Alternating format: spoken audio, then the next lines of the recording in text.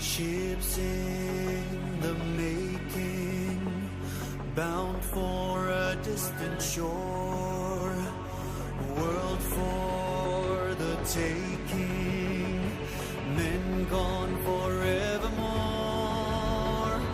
boarding and setting sail. Sexto Continente, dirigido por el obispo de Orihuela, Alicante, Monseñor José Ignacio Munilla.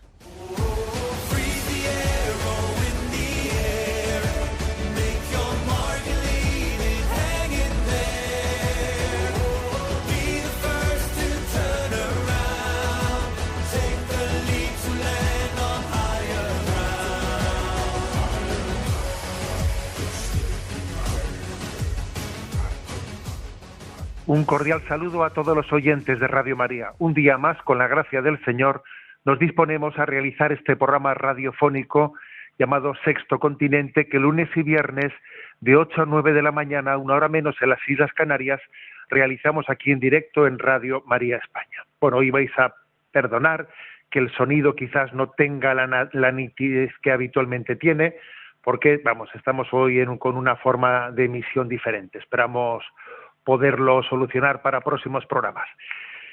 Voy a hacer el arranque de este programa, voy a hacerme eco en él de una campaña, creo yo que muy creativa y muy, yo creo que de tono evangélico, que ha llevado adelante la Conferencia Episcopal Española este año, pues para la campaña de la famosa X de la declaración de la renta. Aquí en España existe una fórmula por la que en la declaración de la renta, a la hora de pagar los impuestos, el ciudadano puede marcar una casilla, bien sea a la Iglesia Católica o para asuntos sociales, para destinar una parte de su dinero, bien sea, pues como digo, asuntos sociales o a la Iglesia Católica, o ambos dos, que ambos dos es posible hacerlo también.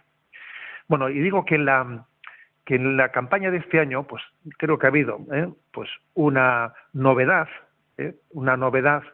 y es el hecho de que se ha recurrido a pensar quienes no ponen esa X, ¿no?, en la declaración de la renta, ¿por qué motivos no lo ponen, no? ¿Cuáles son los motivos por los que, pues un tanto por ciento alto, ¿no?, de los españoles no ponen esa X en esa declaración de la renta, en esa aportación a la Iglesia? Bueno, además es que pasa lo siguiente, que al tratarse de que uno tiene, se le reconoce el derecho de conducir una parte de los impuestos que paga, bien sea la casilla de asuntos sociales o de la Iglesia, y no es algo que se te añade a lo que ya pagas, sino tener tú una capacidad de poder conducir lo que de hecho tiene que pagar todo el mundo, pues obviamente hace más sencilla esta colaboración que si tuviese que ser que mi colaboración es un añadir a lo que ya estoy pagando en mis impuestos, ¿no? Y obviamente pues este es un sistema que todavía nos hace reflexionar más por cuáles son las razones de quienes no ponen su X en esa aportación hacia la Iglesia Católica, ¿no? Bueno, entonces, ¿qué es lo que se ha ideado? Lo que se ha ideado es, pues una campaña en la que se piense en ese sector de la población, y a través de redes sociales pues se lanzó la pregunta, usted pone la X, entonces hubo muchos cientos de personas que respondieron que no lo ponían, ¿no? Entre esas cientos de personas se seleccionaron a 15 de las que decían que no habían puesto, libre y voluntariamente no habían querido poner la X en la casilla de la Iglesia para su contribución económica a la Iglesia Católica. Se seleccionaron a 15 y personas que aducían razones diversas, ¿no? Y 15 personas que entre ellas no se conocían, obviamente, ¿no? Y entonces se les propuso, ¿estaría usted dispuesto a tener una experiencia de conocer de cerca, de primera mano, pues lo que es la labor, la vida de la Iglesia en la que se destina esa aportación económica? Bueno, entonces a esas se seleccionaron 15 personas que dijeron, estoy dispuesto, ¿no? Suponía pues una propuesta de que tuviesen 5 días pues para hacer un viaje Entonces, bueno, pues allí en un autobús se hizo un viaje de 1.200 kilómetros a lo largo de 5 días, en el que pues estas 15 personas pues pudieron ver distintas realidades que fundamentalmente fueron pues en Guadalajara, vieron en una zona, digamos, absolutamente despoblada, en la que los pueblos pues que se han quedado sin habitantes, hay pueblos con 2, 3, 4 habitantes, ¿no? La España deshabitada, pues como allí había pues un cura joven que atendía multitud de pueblos y que era pues el consuelo de esos ancianos que se habían quedado solos en los pueblos, y por allí pasaba el sacerdote de vez en cuando y les visitaba y les llevaba la comunión y rezaba con ellos.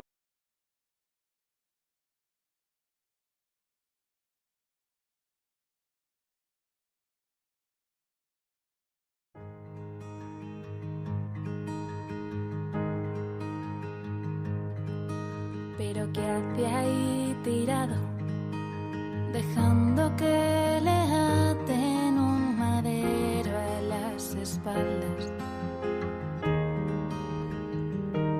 Si es Dios, ¿qué hace ahí? ¿Por qué está ahí?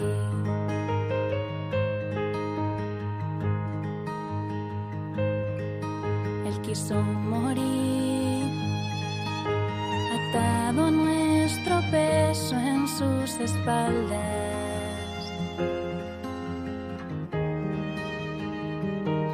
Y tú te ataste a mí, te ataste a mí.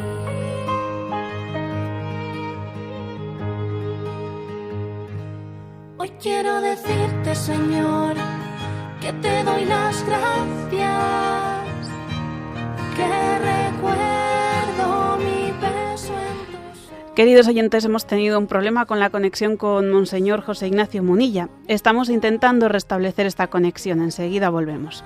Leño es tu amor.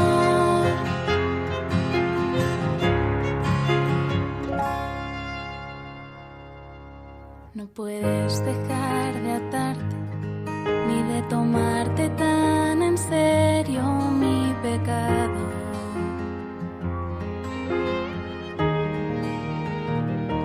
Solo quieres verme liberada. Bueno, disculpen ustedes las dificultades que estamos teniendo. Bueno, decía que en esos viajes pues pudieron ver pues cómo también la Iglesia atiende a quienes se han quedado pues en pueblos deshabitados y hace un gran esfuerzo de llegar hasta ellos. Pasaron por Alcalá de Henares y allí vieron una casa de acogida para personas sin hogar. El viaje continuó por Segovia y vieron un centro de orientación familiar en el que se lucha pues por ayudar a las familias y a los matrimonios que tienen problemas. Pasaron por la parroquia de Pozuelo y allí en el hogar de Don Orione pues vieron cómo se atendían a 100 personas discapacitadas en medio de un ambiente de alegría. En Getafe vieron pues una reinserción de reclusos. En Toledo vieron un centro de mujeres un centro de ayuda a mujeres que han sufrido violencia. Y claro, pues estas 15 personas que hay que decir, ¿no?, que tuvieron esa valentía, esa honestidad de decir, bueno, pues yo quiero ver, pues verdad que no conozco y quiero ver, fueron para ellas toda una experiencia, 5 días de conocer de cerca, ¿no?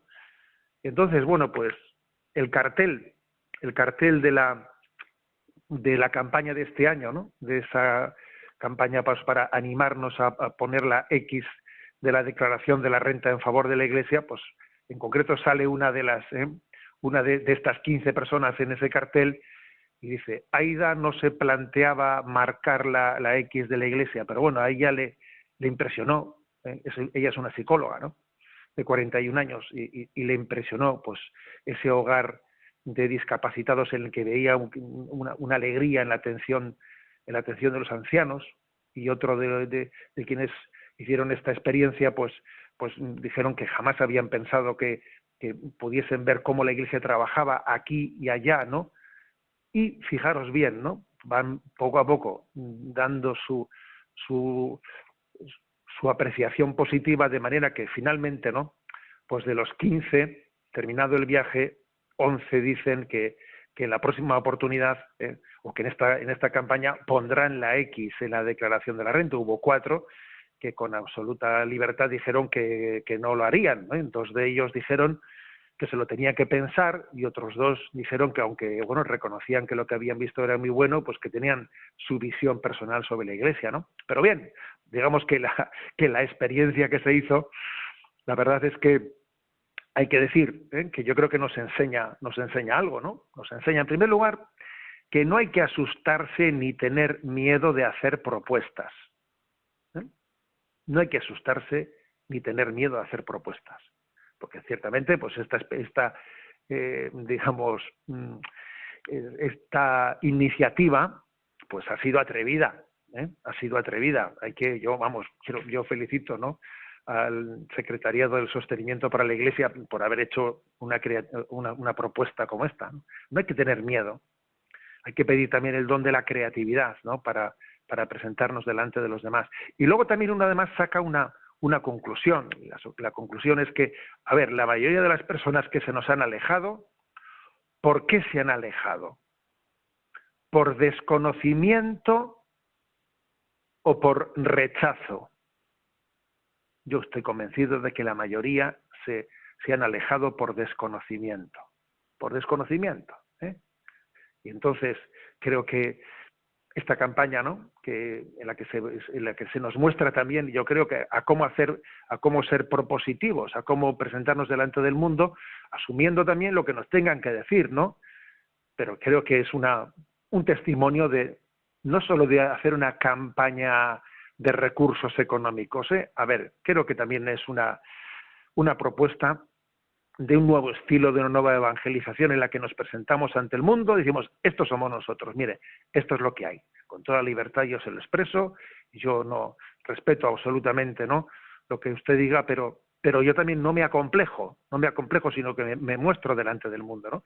También a veces hay que decir que suele haber algo entre nosotros, ¿no?, entre los más cercanos, a veces unas críticas de agoreros, de pesimistas, pero qué tontería es eso de hacer pues esa campaña de intentar convencer a 15 metidos en un autobús haciendo viajecitos, pero qué tontería es esa. A ver, no tengamos ese espíritu negativo y agorero, que creo que tenemos que estar atentos, ¿no?, a ver las iniciativas, ¿no?, a cómo llegar aquellas personas que también son víctimas, de alguna manera creo que lo somos todos, ¿no?, pero creo que hay muchas personas que son víctimas de la deformación de la realidad que ha llegado a sus ojos. Porque es obvio, ¿no?, que en este momento, ¿no?, la deformación de la realidad pues es la mayor manipulación que puede existir ante las conciencias. ¿Y cuántas personas son víctimas de esa deformación? Por lo tanto, nos saludamos esta campaña de X por tantos, ¿no?, que tiene como título un viaje por tantos. Bueno, ese viaje que han hecho estas 15 personas metidas en un autobús durante 5 días visitando realidades de la vida de la Iglesia, ese viaje por tantos es también una parábola de ese viaje que tenemos que ir haciendo todos y cada uno de nosotros, ese viaje de ir adaptándonos a lo que Dios quiere mostrarnos. O sea, no te cierres en lo que tú crees ya y que nadie te va a sacar de donde tú estás, ¿no? A ver, estate abierto a que Dios te muestre, a quizás también matizar lo que tú juzgas sobre la realidad, porque ese viaje por tantos que han realizado estas 15 personas, en las que ha habido una evolución en su manera de percibir la realidad, es también una parábola de aquello que todos y cada uno de nosotros, ¿no?, pues estamos llamados a hacer. Sexto Continente es un programa que tiene interacción con los que sois usuarios de redes sociales, en Instagram y en Twitter a través de la cuenta @obispomunilla. Los programas anteriores de Sexto Continente están a vuestra disposición, tanto el podcast de Radio María como las plataformas de Spotify, de iVoox y también en el canal de YouTube de enticonfio.org y también en la página web multimedia de este que os habla, que es www.enticonfio.org. allí tenéis acceso a los programas de Sexto Continente, además de a otros materiales de evangelización, pues que poco a poco hemos ido generando. Bueno, pues vamos adelante en esta edición de este programa, y quiero hacerme eco, antes de pasar, hoy vamos a intentar dar también una parte importante, ¿no?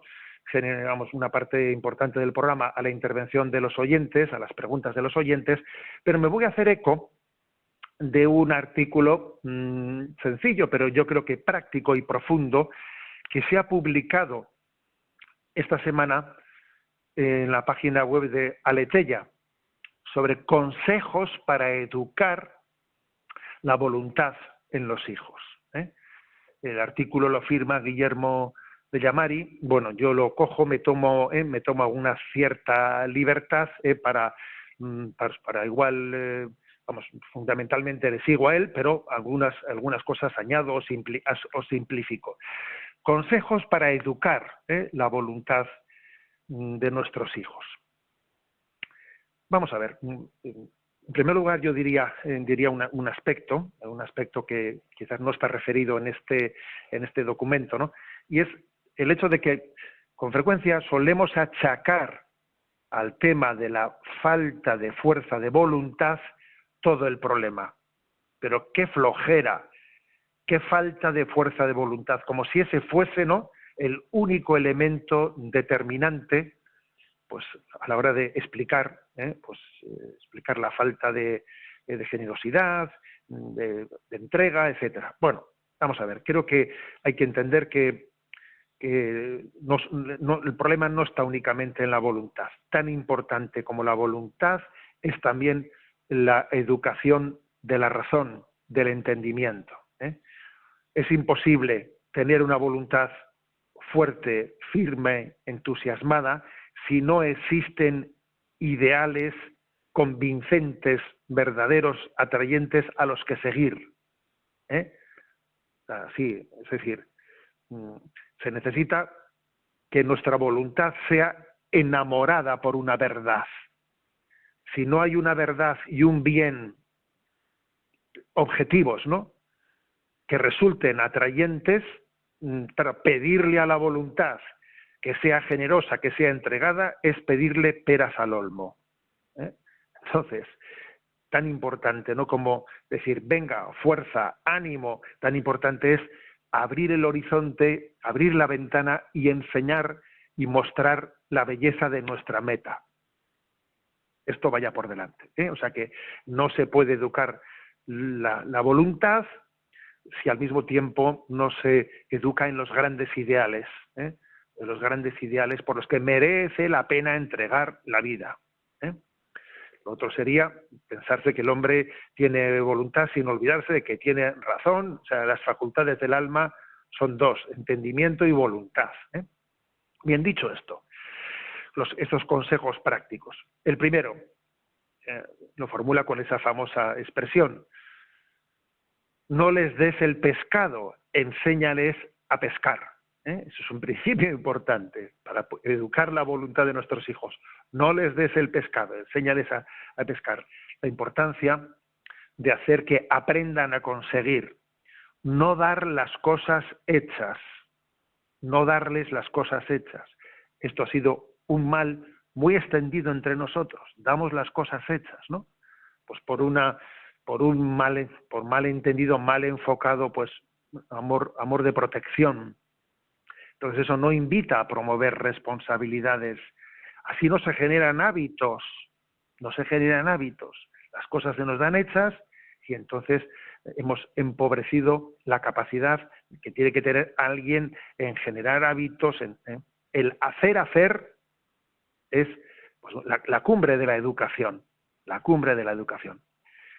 Y para hacer esto, para poder priorizar el no les des el pescado, enséñales a pescar, hay que superar, pues, esa especie de tendencia sobreprotectora, esa tendencia angustiosa que solemos tener, ¿no?, que a veces nos juega muy malas pasadas. No queremos verle a un hijo en apuros y entonces, venga, pues vamos a ser prácticos, venga, pim pam, cojo y lo hago yo. ese practicismo que detrás a veces esconde esa angustia sobreprotectora, hace daño.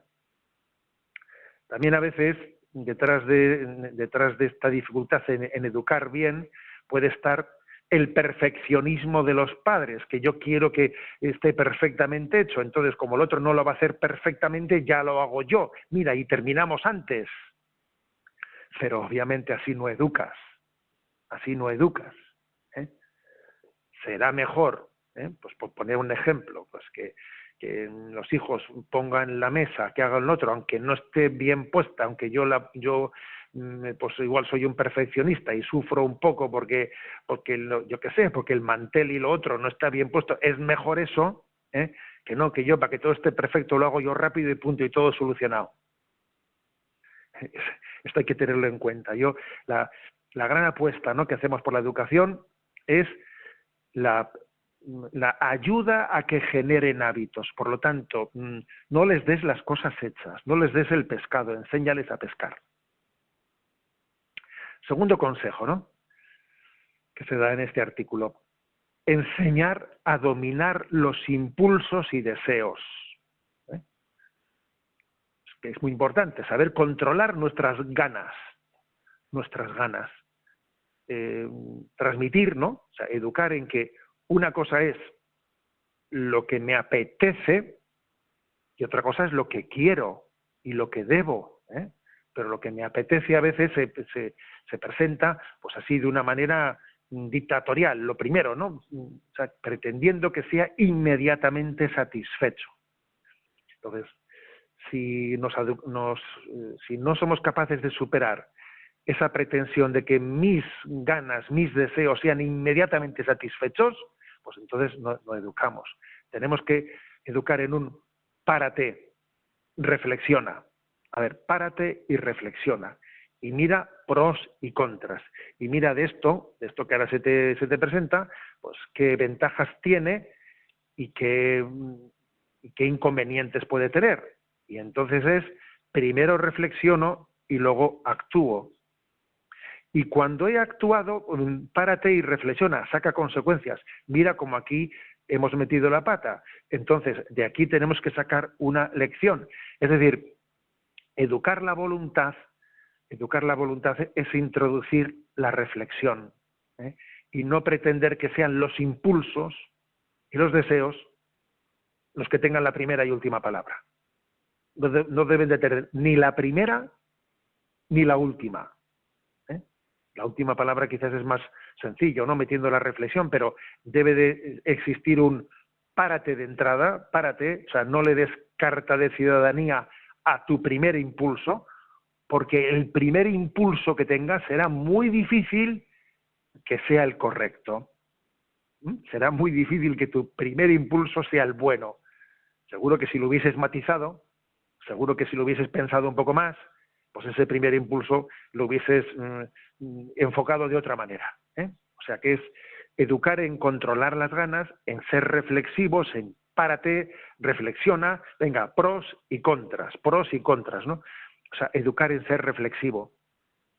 Esto es importantísimo, especialmente en una cultura como la nuestra, en la que todo se cifra a la emotividad, pues a esos impulsos en los que la racionalidad queda totalmente postergada. Ahí hay ese famoso dicho, ¿no? Cuenta 10 antes de responder, cuenta 10 antes de tomar una decisión. Eso supone que especialmente, ¿no?, pues a los hijos que son muy impulsivos, pues hay que enseñarles a tener ese momento de reflexiona, venga, a veces suele ser bueno hasta escribe, ten tu libreta, haz tus anotaciones, pones 2 columnas, pros y contras, acostumbrarnos, ¿no?, a introducirles esta dinámica reflexiva. Tercer consejo: fortalecer la confianza de los hijos,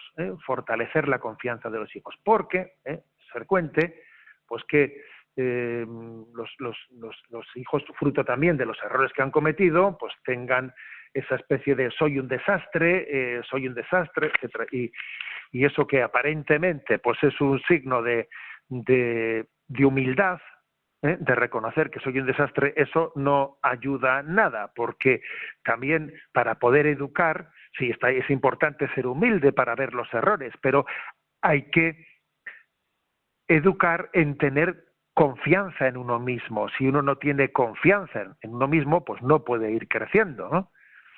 Entonces, para eso, para ir creciendo en confianza de uno mismo, es muy importante ir señalando los logros que se van haciendo, ¿eh? Los logros, pues mira, pues oye, vamos a ver, dices que eres un desastre, pero mira este aspecto. En esto lo hemos hecho bien, hemos acertado, ¿no? Luego vamos también a valorarlo, porque pues ha habido cosas positivas que Dios te ha permitido ir creciendo. ¿Te acuerdas tú el año pasado cuando pasó aquello? Eso, ¿te das cuenta cómo aquello está superado? O sea, es importante señalar los logros para que vayamos creciendo en la confianza, ¿no? En la confianza en nosotros mismos. Y también será importante el que nosotros mismos les transmitemos a ellos nuestra experiencia, nuestra propia experiencia de cómo hemos ido creciendo, cómo también con nosotros han tenido paciencia y cómo pues metimos la pata en muchas cosas, ¿no? En nuestra infancia, en nuestra adolescencia, o sea que nuestros hijos sean conscientes de que nosotros también hemos pasado en nuestra vida por etapas de crecimiento, ¿no? Y que poco a poco hemos ido adquiriendo, ¿no? Esa confianza en nosotros mismos. Para fortalecer la confianza, creo que ese testimonio paterno-materno de cómo hemos ido creciendo es importante, porque igual no les ayuda que nosotros les mostremos, ¿no? Solamente los aspectos. Tu padre, para cuando tenía tu edad, era no sé qué. Yo en tu edad ya no sé qué. A ver, vamos a ver. También compártele pues todo lo que te ha costado, o sea, y cómo en ese proceso has ido creciendo y cómo Dios te permitió ir creciendo, para que él también vaya fortaleciendo su confianza en que va en el buen camino. Cuarto consejo: metas y propósitos concretos. Metas y propósitos concretos, ¿no? Para poder perseverar. Es decir, hay que enseñar no únicamente a decir, este es el ideal, ya estás tardando. No, también es importante concretar. Bueno, primer paso, venga, segundo paso. Y además, cuando se deciden objetivos y metas, o metas volantes, ¿no? Metas volantes claras, vamos a por ello, y si no lo conseguimos en la primera, vamos a la segunda, ¿no? Metas y propósitos concretos que nos hagan que los ideales que perseguimos no sean inalcanzables. Bueno, vete ahora por esto, mañana Dios dirá, solo por hoy. Aquí entra un poco ese método del solo por hoy, pero aplicado a los chavales, ¿no? Metas y propósitos concretos, algo que no suponga, porque es cierto, pues que quizás, ¿no? Pues la infancia, la adolescencia se caracteriza por no tener una mirada a largo plazo. No se tiene una mirada a largo plazo en la infancia y la adolescencia. Se es muy cortoplacista. Luego también, a la hora de educar la voluntad, no basta con proponer grandes ideales, sino que también hay que tener metas y propósitos concretos, Quinto consejo, buenas amistades. Bueno, esto es clave, claro, pues porque si no, el esfuerzo que haces tú por un lado se pierde por el otro lado. Es obvio que tenemos que hacer un esfuerzo grande de ver cómo pues ayudamos a que el círculo de personas que rodean a nuestros hijos sean buenos referentes para ellos. Claro, eso es obvio, ¿no? Porque si no, como digo, todo el esfuerzo que hacemos se puede desperdiciar. ¿Y esto cómo se logra? ¿Cómo consigo yo que mi hijo tenga buenas amistades. Bueno, pues a mí lo que te digo, pues está bastante claro.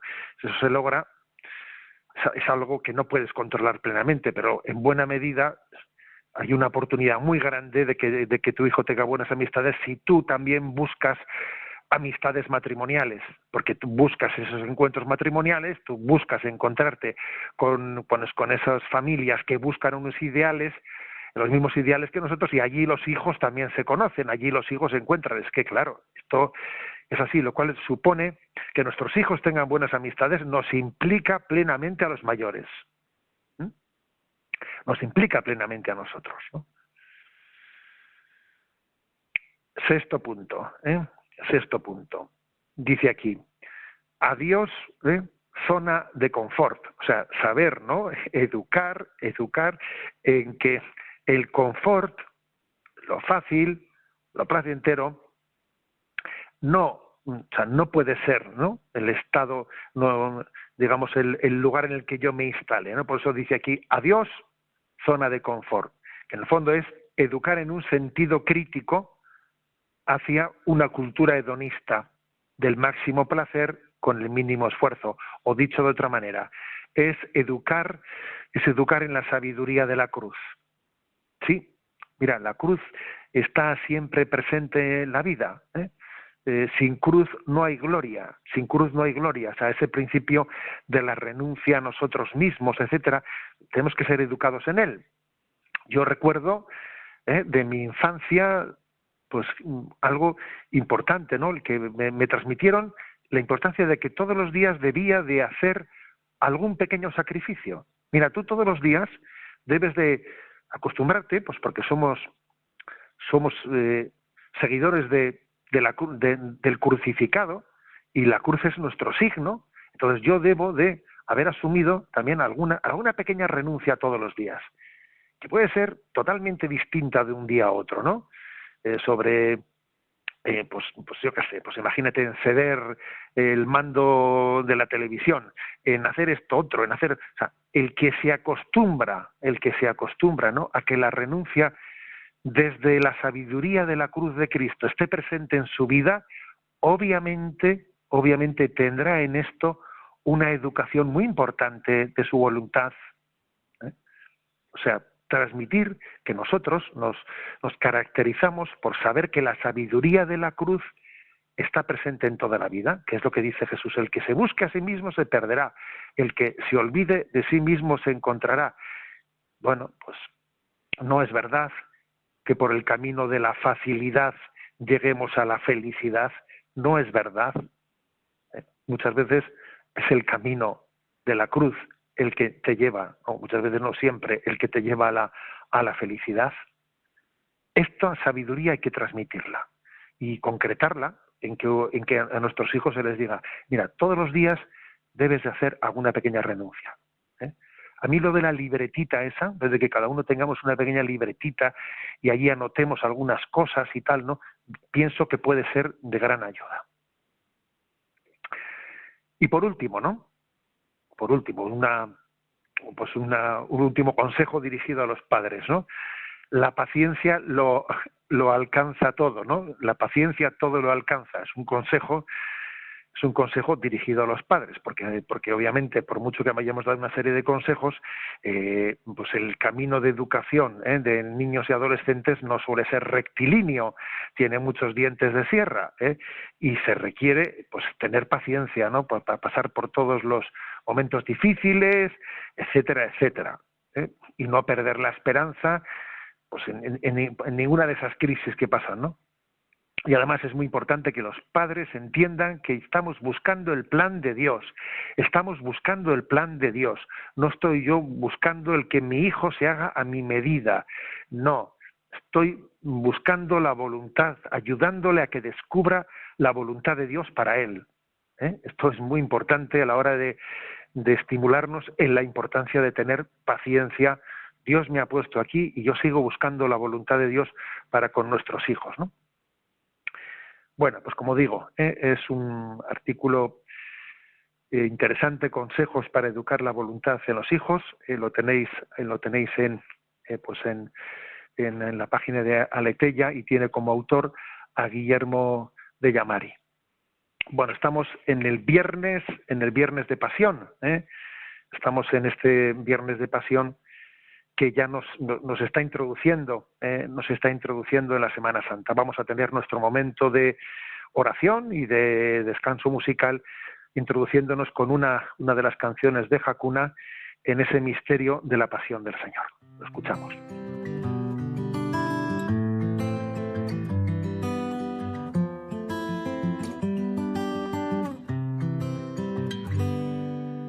Madre, que vale todo el universo y el poder, frente a una sola llaga de tu hijo. Madre, que ven tus ojos cuando lloras junto a él, cuando le besas todas las heridas. Madre, quiero ver lo que tú ves. Madre, ¿a dónde fueron las palabras que escuché? ¿A dónde fue el calor de sus latidos? Madre, ¿a dónde fue tu amado? Yo lo buscaré y lo pondré al abrigo de tus brazos. Madre, donde Dios quiso nacer. Me celen tus brazos esta noche como ayer, bajo el frío y el misterio de Belén. Solo con su sangre volveremos a nacer, con la sangre de Jesús de Nazaret. Madre, yo bajaré temblando a Cristo de la cruz. Juntos de caricias, madre, me asomaré al costado abierto de su amor y miraré los cielos nuevos donde adoran a tu Hijo vencedor. No hay dolor tan grande comparable a tu dolor, no hay más vida que la muerte por amor. Cuando todos huyan, cuando pierdan la razón, velaré contigo el rostro de mi Dios. Madre, átame fuerte con tus brazos a la cruz. No quiero más tesoro que sus clavos, madre. Quiero mirarte cuando no encuentre la luz, recorrer contigo cada paso, madre, del camino de la cruz. Guárdame en tus brazos esta noche junto a Él, venceremos a la muerte con la fe. Calmaremos juntos el deseo que escuché de sus labios que aún repiten: tengo sed, de sus labios que aún me dicen: tengo sed.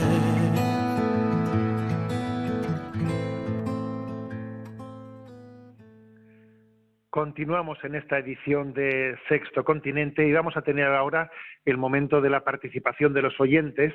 Sabéis que hay un correo electrónico habilitado especialmente para ello, que es sextocontinente@radiomaria.es, sextocontinente@radiomaria.es, y a Rocío, que está en la emisora, le vamos a pedir que nos vaya presentando pues las preguntas seleccionadas.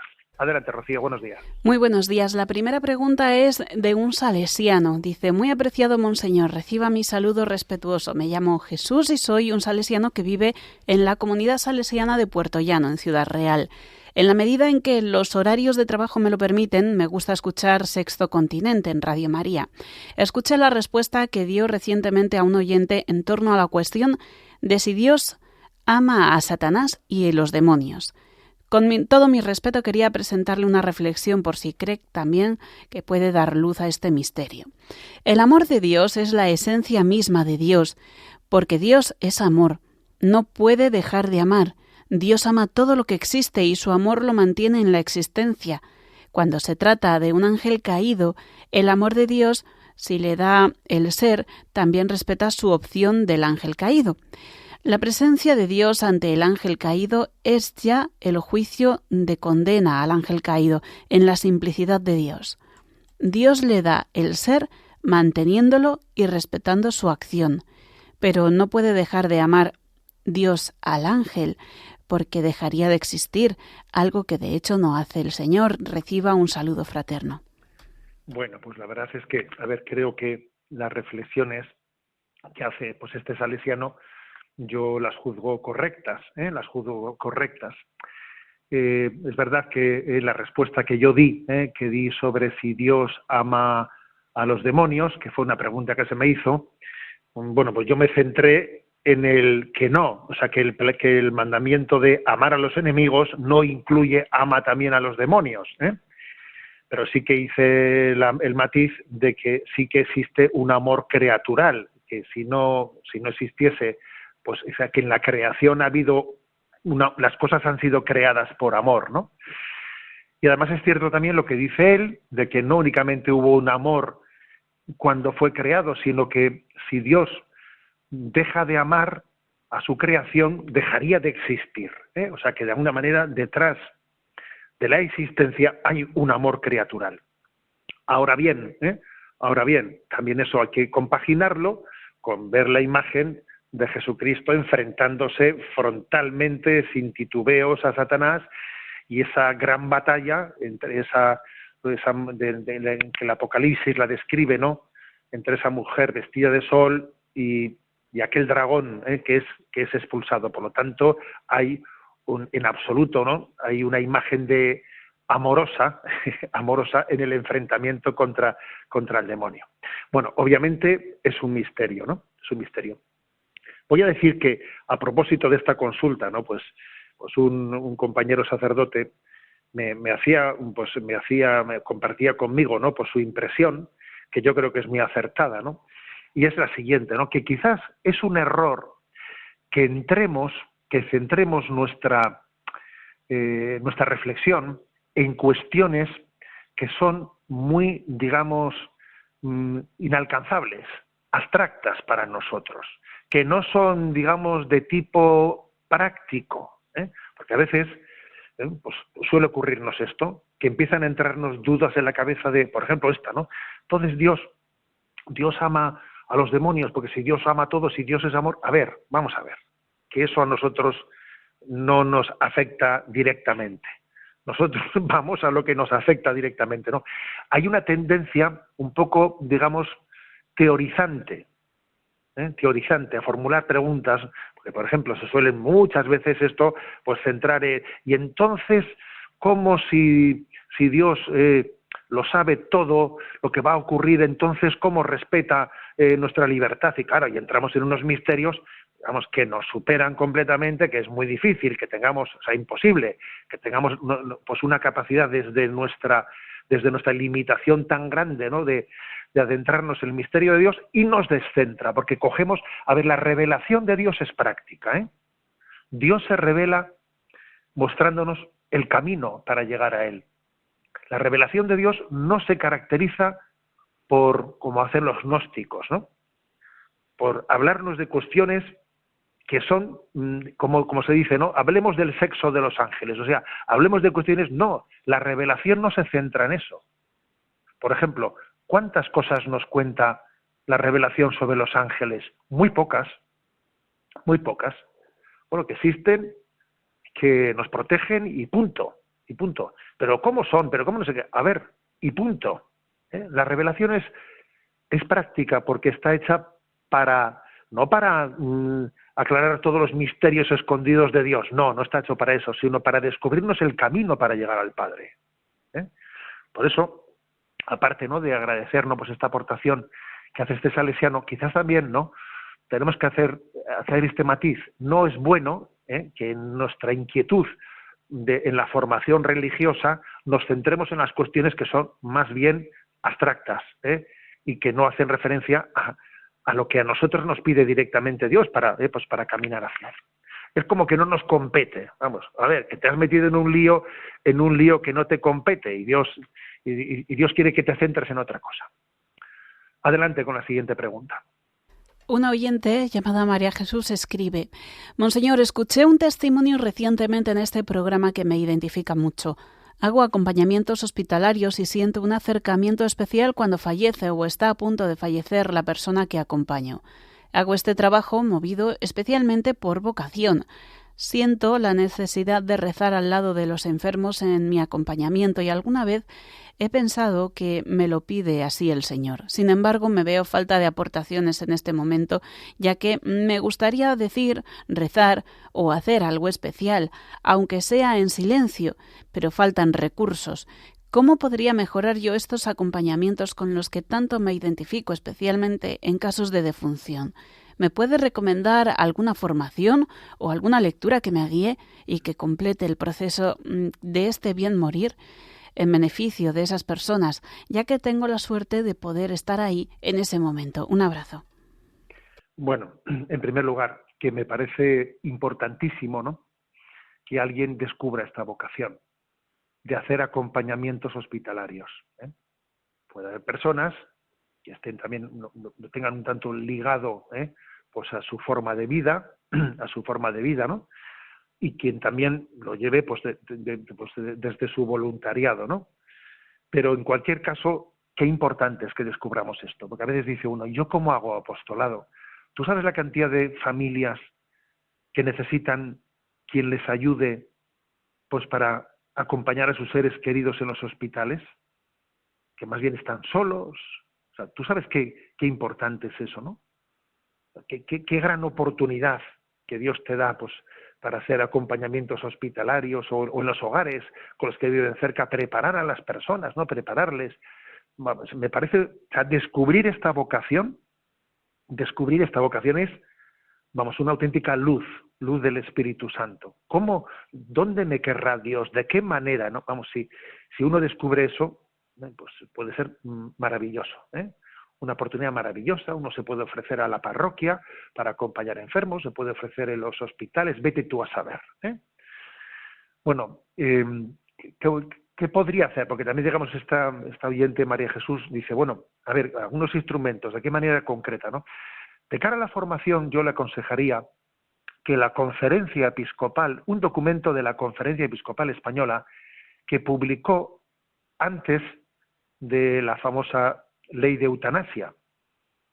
La Conferencia Episcopal Española se adelantó a la ley de eutanasia cuando ya veía que se iba a acercar y publicó un documento que tiene como título Sembradores de Esperanza. Sembradores de Esperanza. Y como subtítulo es acoger, proteger y acompañar en la etapa final de esta vida. Y como digo, es un documento que se publicó antes, sabiendo que venía la ley de eutanasia, ¿no? Pero que no es meramente reactivo, sino que también cómo acoger, cómo proteger, cómo acompañar, cómo hacerlo, ¿no? Este documento, Sembradores de Esperanza, que se puede buscar fácilmente pues por internet, etcétera, yo creo que educa nuestra sensibilidad, de qué manera nos acercamos a los enfermos, etcétera, ¿no? Luego, yendo, digamos, a consejos más prácticos, pues tal vez hay que decir que pues, el rezo de la coronilla, qué importante es, ¿no? Que alguien junto a una persona que está enferma, agonizante, rece la coronilla, rece el Santo Rosario, son dos grandes instrumentos, ¿sabes? El rezo de la coronilla y el rezo del Santo Rosario, ¿no? Pero bueno, de cara a ese proceso formativo, el documento es Sembradores de Esperanza, de la Conferencia Episcopal Española. Adelante con la siguiente cuestión. Desde Colombia. Soy de Colombia, quiero su consejo. Estoy haciendo el trámite de anulación de mi matrimonio católico. Me divorcié por lo civil en el año 98 y llevo con mi actual pareja 24 años. Nos casamos por lo civil en 2002. Él no es muy católico, no va a misa y se ha apartado de la iglesia desde antes de que lo conociera. Él dice que no tiene problema en casarse por la Iglesia, pero es necesario que lo haga por convicción, aunque muchos sacerdotes me dicen que el sacramento del matrimonio él puede volver al catolicismo. Monseñor, no quiero cometer más pecados en mi vida. Estoy en mi conversión fuerte con Dios y la Virgen. ¿Qué consejo me da? Le cuento que vivimos en el mismo hogar, pero no estoy conviviendo íntimamente con él para poder recibir la comunión. Bueno, vamos a ver, lo primero que es hermoso ver, ¿no? Cómo luchamos por vivir en gracia de Dios, cómo hay tantas personas, ¿no?, que dicen, a ver, Señor, que quiero buscar tu voluntad, que no quiero ofenderte, que quiero hacer las cosas bien.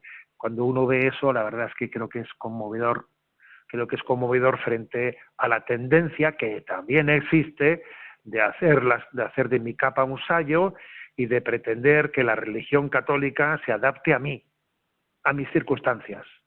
Que de eso hay muchísimo, y eso hay muchísimo, ¿no? Una religión a la carta, una religión a mi manera, ¿no? Cuando te encuentras a personas que dicen, a ver, que yo quiero, o sea, soy consciente de que aquí hay algo mal.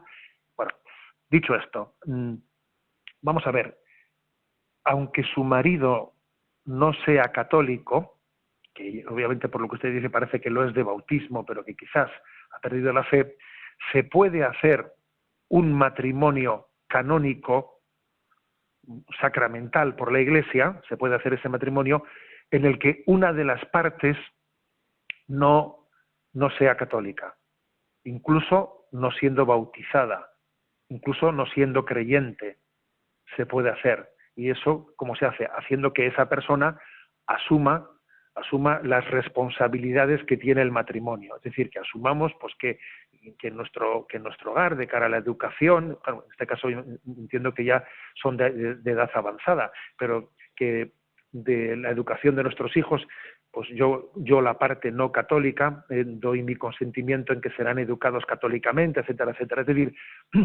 no es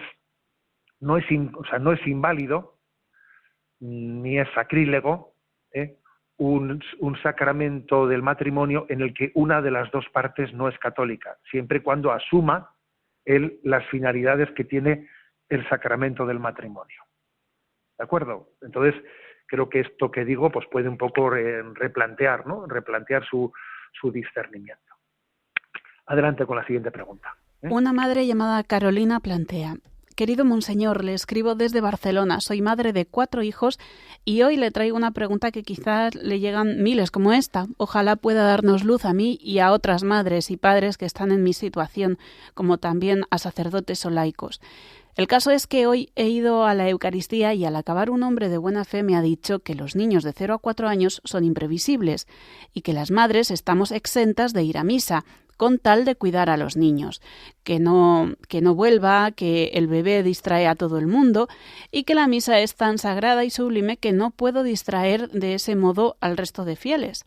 El caso es que yo soy de la opinión de que la fe se mama, con lo que ir a misa y participar en la Eucaristía, aunque sea con esos gritos propios de un bebé o balbuceos o golpes en el banco, recibir al Señor en nuestro corazón eclipsa cualquier distracción, que mi bebé no puede separarme del amor de Dios, ni la aflicción, ni la espada. ¿Cómo lo va a hacer mi bebé? De la boca de niños de pecho has sacado una alabanza, decimos en laudes. Pues cada grito de mi bebé lo interpreto como un gloria a Dios, gloria a Dios. Mi pregunta está en si debo ir a misa con el bebé o buscar un canguro, cosa que probablemente no haré porque es imposible a esas horas encontrar a alguien. ¿Debo quedarme en casa y renunciar a la gracia que recibo del sacramento por el bien de los demás fieles? Tengo la cabeza un poco aturdida y me encantaría recibir una palabra de consuelo y paz. Que Dios lo bendiga a usted y el equipo que le acompaña en Radio María y en Ti Confío. Unidos en oración, Carolina. Bueno, pues ciertamente de vez en cuando llegan ese tipo de consultas, ¿no? Entonces yo, con todos mis respetos a ese señor, a ese hombre que se acercó a esta mujer y le dijo, oiga, que usted no tiene que venir a misa, que no tiene obligación ninguna, que el niño nos distrae, etcétera. A ver, yo creo que ese hombre que le dio ese consejo, que lo haría con buena voluntad, yo creo que está distraído. O sea, que no que no es consciente de lo que se está jugando, de lo que se está jugando aquí, ¿eh? O sea, es obvio que en muchísimos casos, pues el hecho de que se interrumpa, ¿no?, la asistencia a la Santa Misa en los años primeros de la educación de los niños hace que luego el retorno muchas veces no se produzca. Vamos a ser claros, porque en la vida se generan hábitos, muchas veces no se produzca. Y la educación de los niños obviamente no es la misma, porque educar en lo sagrado se hace desde los primeros pasos de la vida. Es cierto que hoy en día esto es más difícil porque el sentido de autoridad pues ha entrado en crisis, y entonces el sentido de autoridad que teníamos nosotros cuando éramos pequeños pues era un sentido muy superior cuando alguien te hacía shh, que el que se tiene hoy en día. Pero es que creo que partimos de donde partimos y estamos en la cultura en la que estamos, y los niños necesitan esa educación. Y ojalá tuviésemos más ruido de niños y no ruidos de otras cosas. Entonces yo creo que aquellos, ¿no?, a los que pues en la Santa Misa les pueda mortificar un poco, pues les pueda mortificar que algunos niños metan ruido, y tienen que decir, bendito Dios, o sea, alábale a Dios, ¿eh? Estos niños, como en una ocasión, yo recuerdo que escuché un testimonio de conversión, ¿no?, de un periodista de la BBC, que él estaba en Calcuta, y entonces él, gracias a Madre Teresa de Calcuta, se convirtió al catolicismo. Entonces le invitó él a Madre Teresa al día de su entrada en la Iglesia Católica. Y Madre Teresa dijo, no sé si podré ir. Bueno, el caso es que de repente ya con la ceremonia iniciada aparece Madre Teresa, pero apareció con 20 y pico niños muy discapacitados que iban de un sitio a otro, y aparece con 20 y pico niños, todos ellos metiendo ruidos, metiendo tal, y dije, madre mía, esta mujer me ha arruinado esta ceremonia con todos estos ruidos, ¿no? Y entonces dice que él se giró a la Madre Teresa y le vio a ella rodeada de esos 20 niños metiendo todos gritos y ruidos, ¿no? Le miró absolutamente absorta en la oración, y entonces dijo, anda, pero si estos niños son ángeles, pero si esos gritos son el aletear de sus alas, ¿no? Y entonces ella dijo, ¿a dónde me había distraído yo? Por Dios, ¿no? A ver, que creo que las cosas hay que mirar desde una perspectiva de fe, para superar. Por lo tanto, ánimo en la educación de esos niños y no acomplejarse, y si un día pues hay un berrinche especialmente fuerte, pues coge uno y se sale un rato fuera y luego vuelve a entrar. Y obviamente tenemos todos que apostar por la educación de los niños. Perdón, que tenemos el tiempo cumplido. Me despido con la bendición de Dios Todopoderoso, Padre, Hijo y Espíritu Santo. Alabado sea Jesucristo.